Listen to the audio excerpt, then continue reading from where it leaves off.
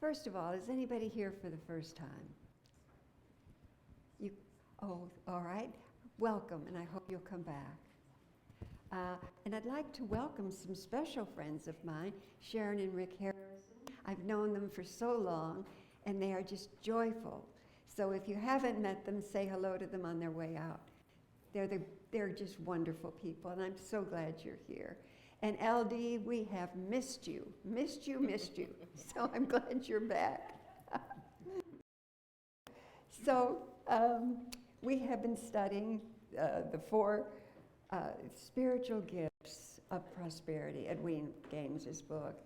And before we just review this for a second, let's take a moment to review unity. Edwene was a unity minister.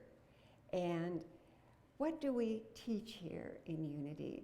And it was so lovely. Kathy, you did such a gorgeous job, just elegant, that Jesus is our way shower. That is what we teach here, that God in all of its glory lives within you and I. Charles Fillmore, one of the founders of Unity, talked about the divine spark within us. And the more that we let go of our worry, doubt, and fear, the more that divine spark opens up until hopefully it is a wild flame within us. And that's where we join with Jesus. And that's where we join with the Fillmores and all the great people before us. It's not from the outside world, even though sometimes we are thinking that everything's out there. Everything's in here. And the more that we can get in touch with that, there are so many saints and avatars. And Marcia Sinitar wrote a beautiful book, Ordinary People as Monks and Mystics. I don't know where I'm getting that. I'm doing something. I'm probably touching something I shouldn't. We'll have to tie my hands behind my back next time. So many of us are here because we are monks and mystics as ordinary people, and that's the truth. So always to deepen that spark, knowing Jesus is our way show. And what did he show us? Unconditional love. He didn't care if you were rich or poor, if you were a leper, if you were healthy. He loved everybody because he saw God in everybody. And that's our job. Let that divine spark open up within you as we go through this fall season. And know that the God of your very being lives within you and is the field of all possibilities and potential. It's not out there. We may be led out there, but it is the God within us, if we're willing to turn within, that does miracles through us. So I forgot my joke, and I better tell it now, right? Okay, so there was a young, I don't know where I'm getting all this feedback. I don't know if it's me. Anyway, there was a young girl sitting on her granddad's lap. And he touched his face, and it was all kind of wrinkled and craggly. And she said, "Grandpa, who made you?" And he said, "Well, God made me." And she said, "Oh." So she started touching her face, which was just smooth and perfect. She looked at him, and she said, "You know, Grandpa, God has made a lot of improvements, hasn't he?"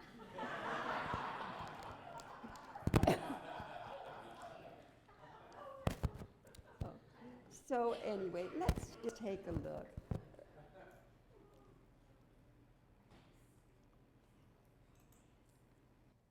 Okay, let's take a look at our spiritual. Should I take this off? Yeah. You're going to close Just a minute. Let me. Okay. They're going to close me. You got it. 1, 2. Here we go. I hope you all appreciate her. He does the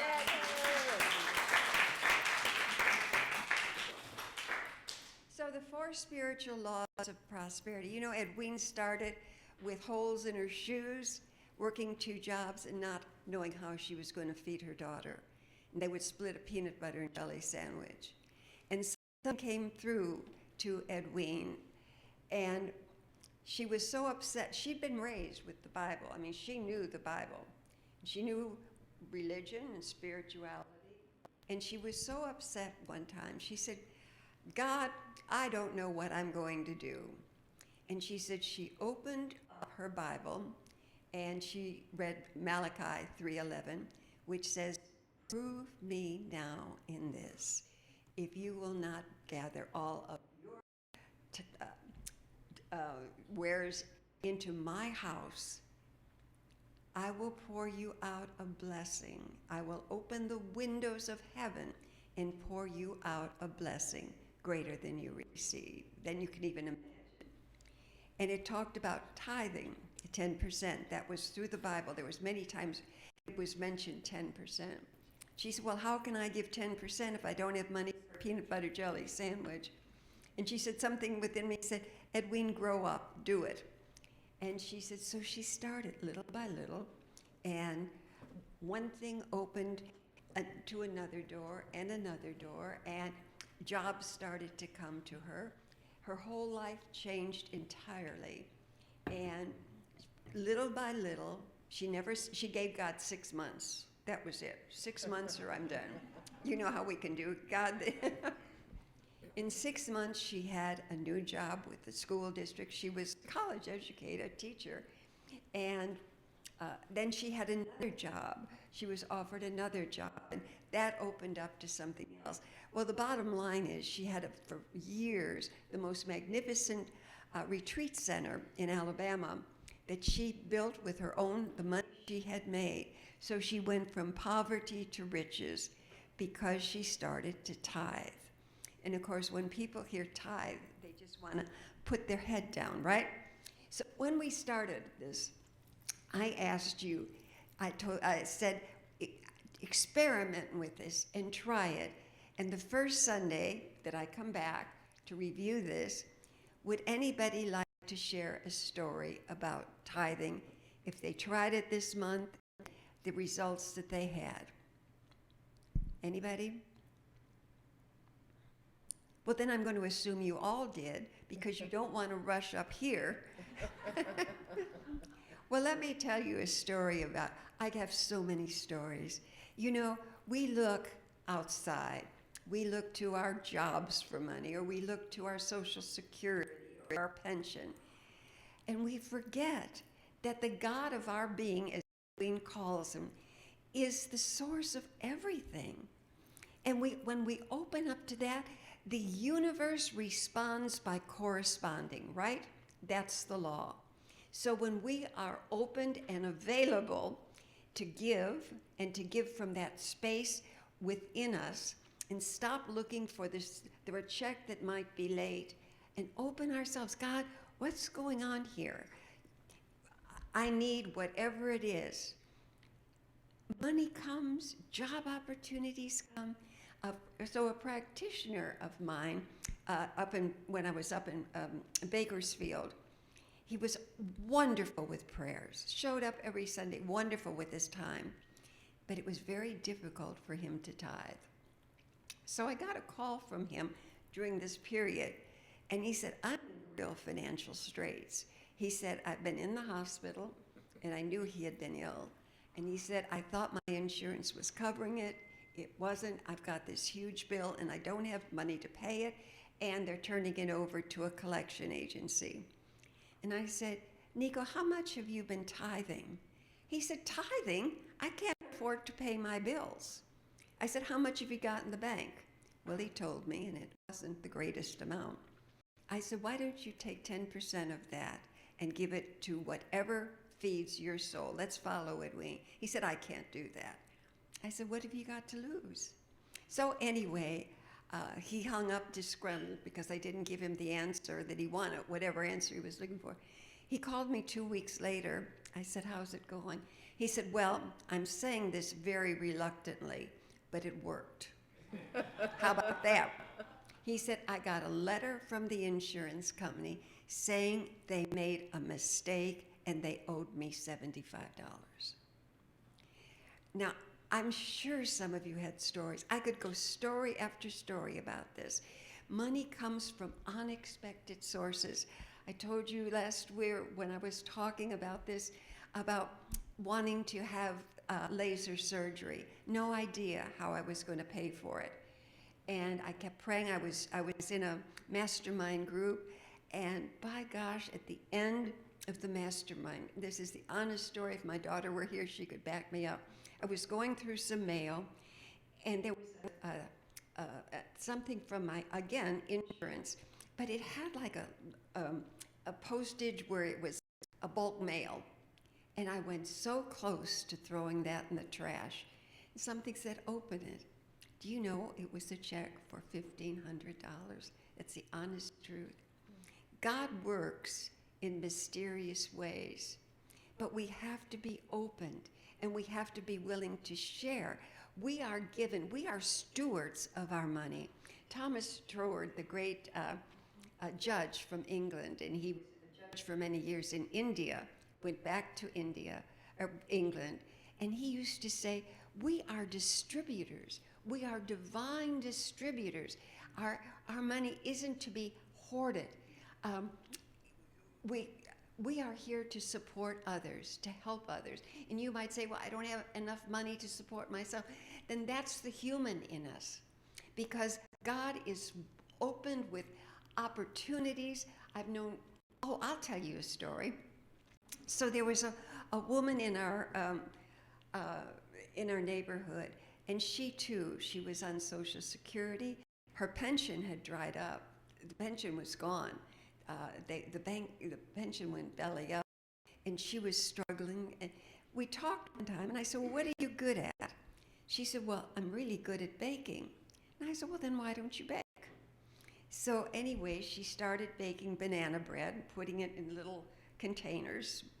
And she put a free ad in Neighborhood News saying that she was doing banana bread, but her banana bread was different because she added chocolate chips. So she was offering it for $5, and she was taking orders, and she didn't know what she was expecting.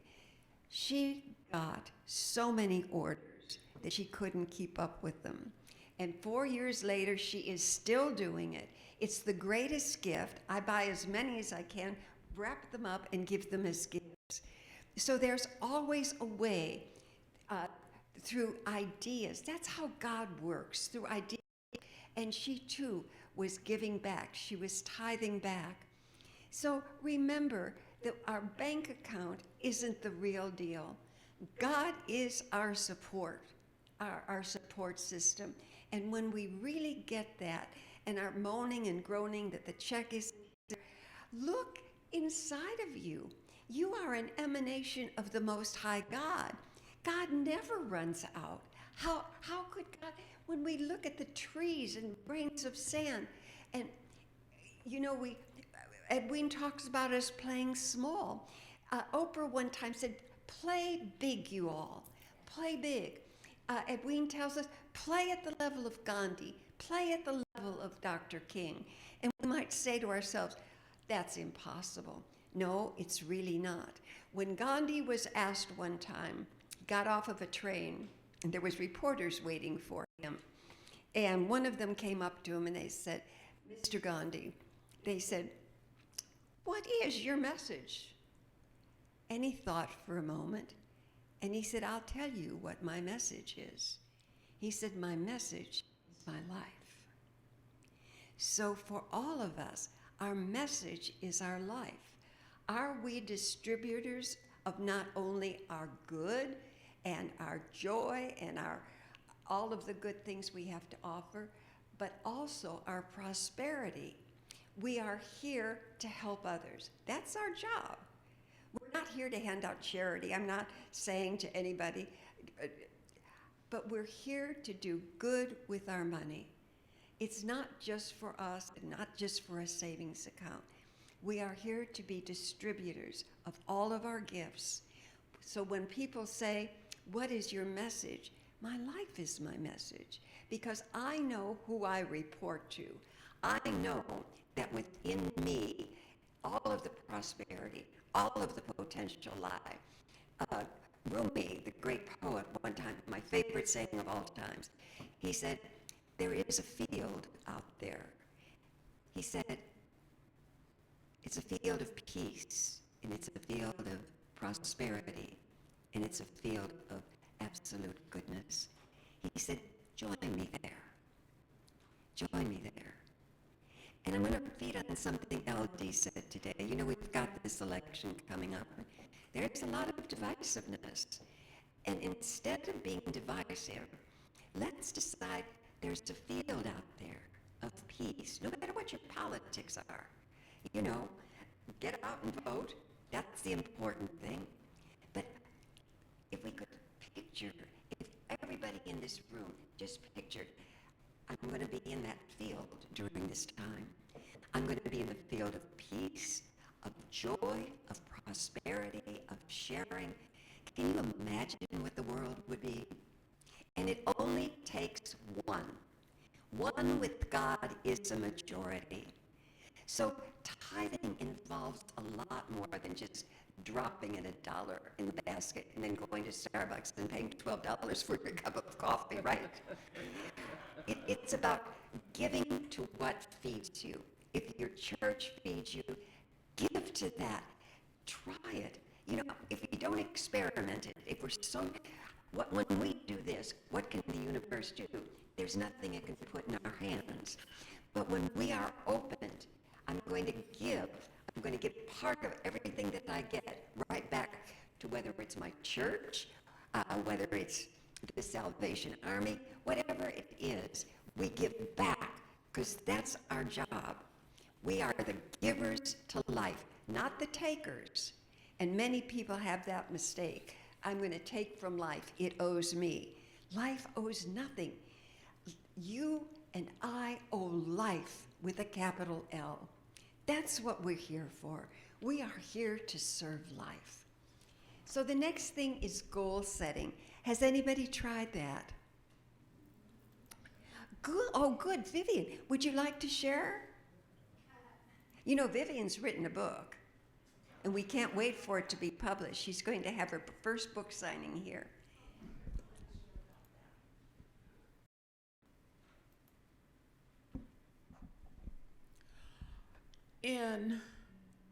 Long time ago, before the internet was popular, I lived in Houston, and I would frequent 2 metaphysical bookstores. One was called the Aquarium Bookshelf.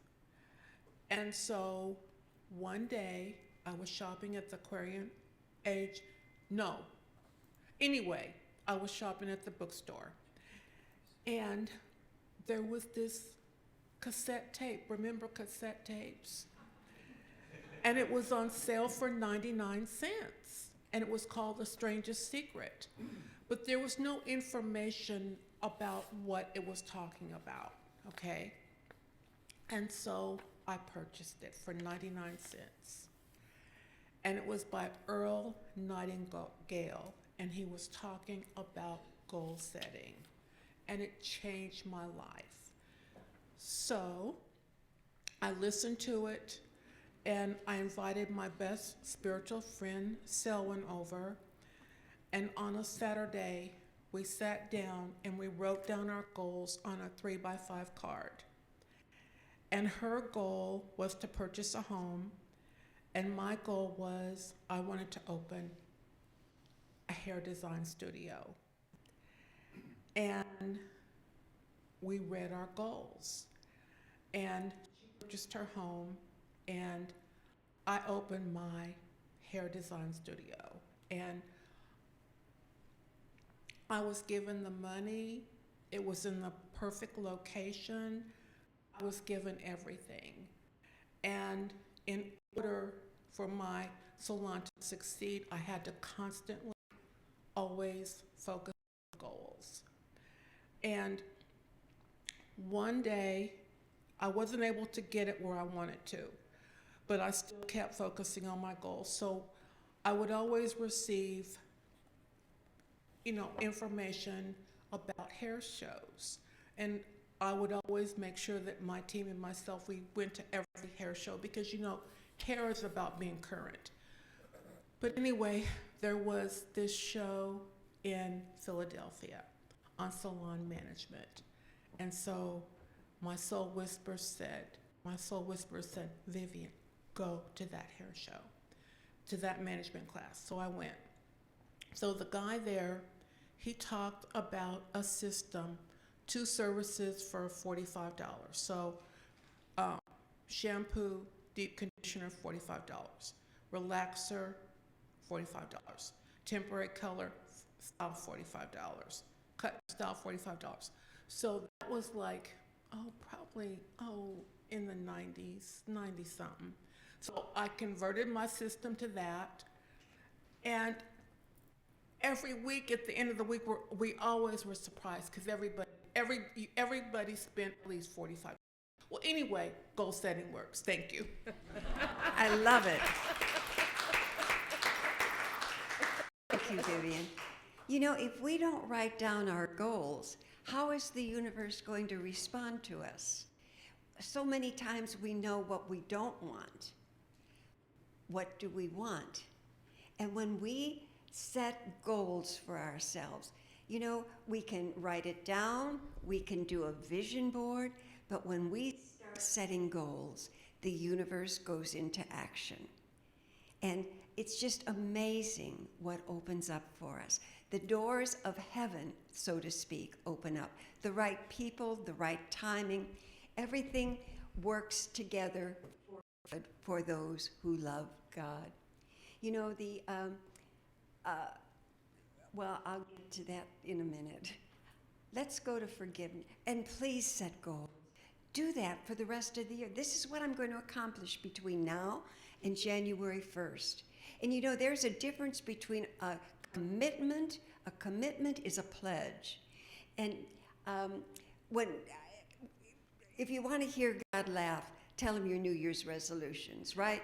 Because by March, we can't remember what we said in January. This is different. These are the goals we want to achieve that not only will uplift us, but uplift others. What goal do we want to achieve? And write it down and read it every day. You will be amazed at what happens. So let's go to forgiveness. Has anybody done any forgiveness work? Sharon, beautiful. Thank you. I'll tell you one if I can get through crying, and this happened within the last month.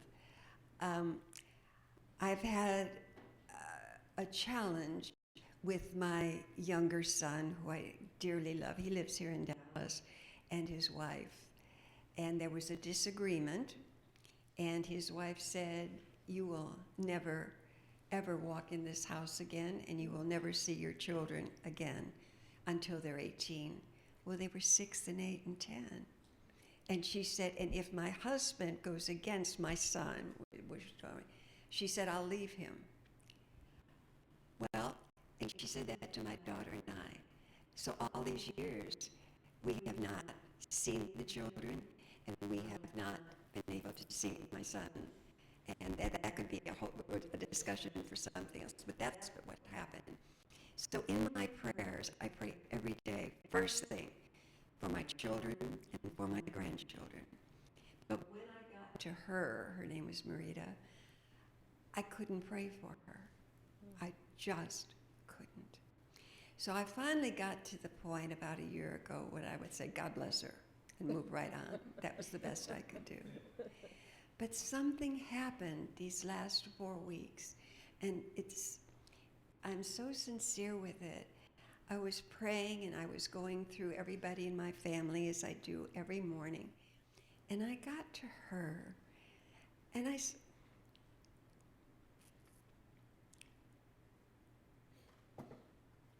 saw something different. She was raised in Argentina. She was born in Chile. And I saw a hurt child whose mother was gone all the time, whose sister had cerebral palsy. And when the mother was in town, it took all of the attention from her. And I saw this very hurt child that learned to strike back to protect herself. And something happened. And truly, my heart opened up. And I was able to pray for her every day, just like I do for my other children. Now, I don't know if it's healing or not. I don't know. But I know as within, so without. something healed within me. And I have to know it is a reciprocal universe, and energy goes out. So I have to know that at some level, perhaps subconsciously, she's gotten this too. And perhaps her heart also melt. But that was huge for me, because for 6 years, I had ice around my heart where that was concerned. If you still have some forgiveness work to do, do it. We don't want to do it on our deathbed. That's not what we want to do. But when we have icicles on our heart, it's also affecting us, because we have shut that heart. So if there is somebody that has done something that has hurt you deeply, just imagine in your meditation the ice melting and your heart warming again and your heart opening to allow that person in. And when we do that, something happens and we allow our own selves back in our heart.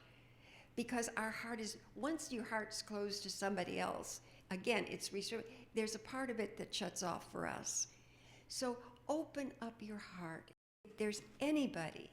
Because if tomorrow was our last day, we want to be totally clear with people, because we don't want to do this lifetime necessarily again, do we?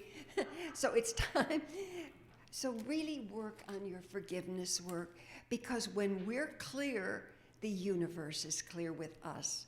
You know, we send clear messages out, and if we're in unforgiveness and holding tight, the universe holds tight with us. So if you haven't done forgiveness work, by all means, and I hope I'm going to be speaking here for a while, not next month, Friday, no. I am hoping and I am praying that something will be healed with this beyond what I can see right now. But I know it's always working, and as we forgive, we get back. So the next thing is the importance of commitment.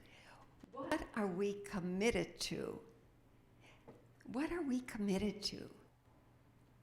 What I know is where there's commitment, Goethe, the German philosopher, said, the moment of commitment, the entire universe conspires to assist you.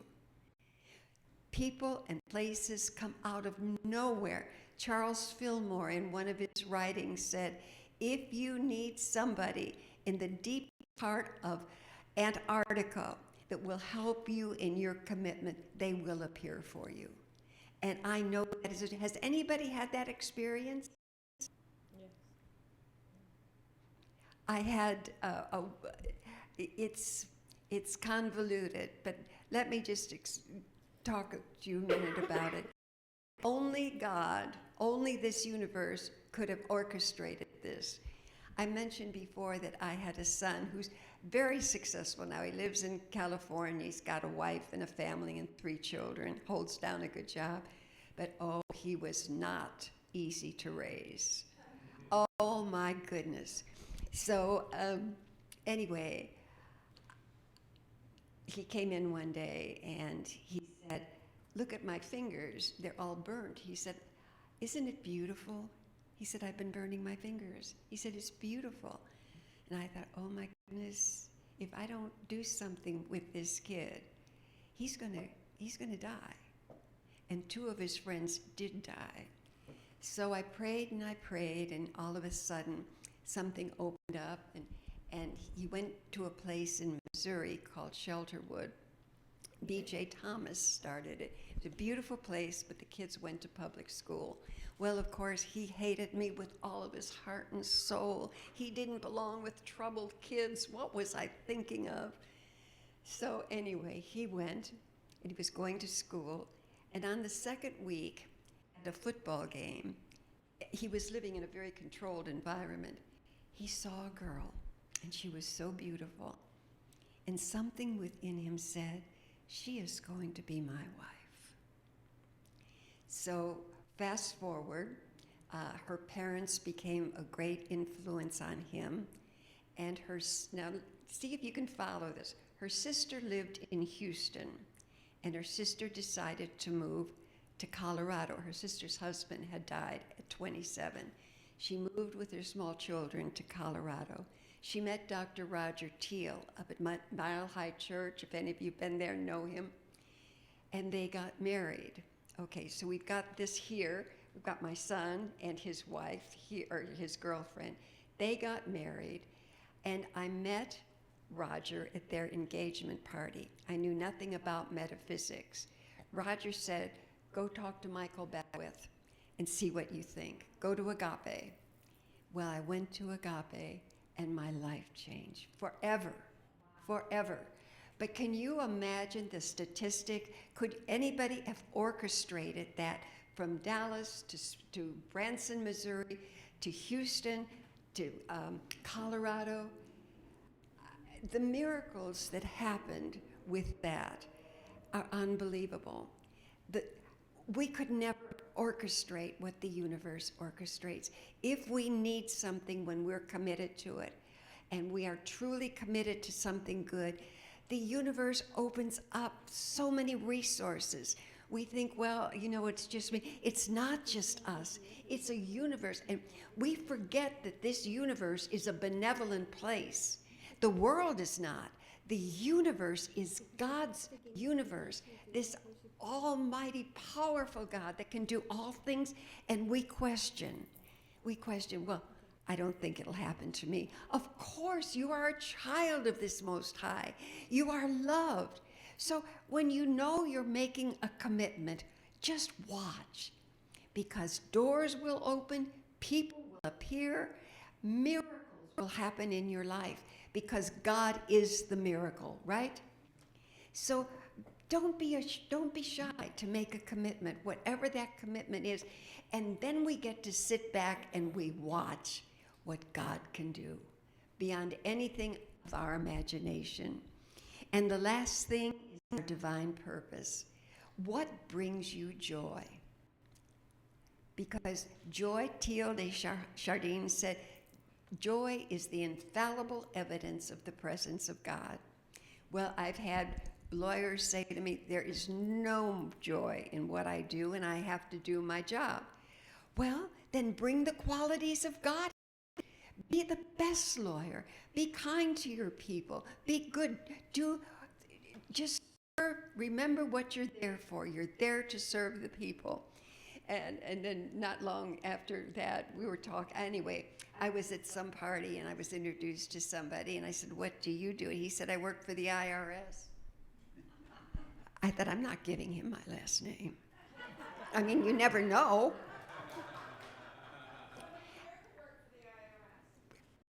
Okay, well, I'm not finished with my story. Let me finish. And I said, well, how can you do that day after day if people come in, they don't want to see you, they don't want to be there? He said, I treat them like they're my best friend. He said, I do everything I can to make them relax and to help them in the best way I know how. He said, I really take care of them. And he said, when they leave my desk, they know I have done my very best for them, and I know I've done my best. So whatever it is that you're doing, bring God into it. I told you about a month ago the story of the radiologist, a friend of my son. He said, I wish I'd never gone into this business. He said, I really hate it. I sit behind my desk all day and look at x-rays. I said, you've always wanted to do this.